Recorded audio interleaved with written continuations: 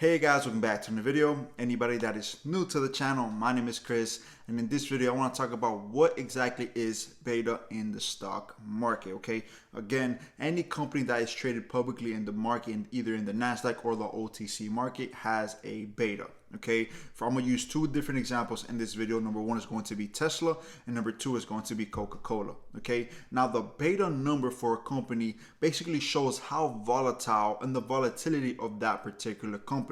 Now, beta numbers change company to company because not every company is going to be as volatile or as safe, let's say, as the next company. For example, in Tesla, they have a beta of 2.06. Okay, now the average market, or in this case, let's say it's the S&P 500, the market is 1. Okay, that's the beta, that's the average market. Their average is 1.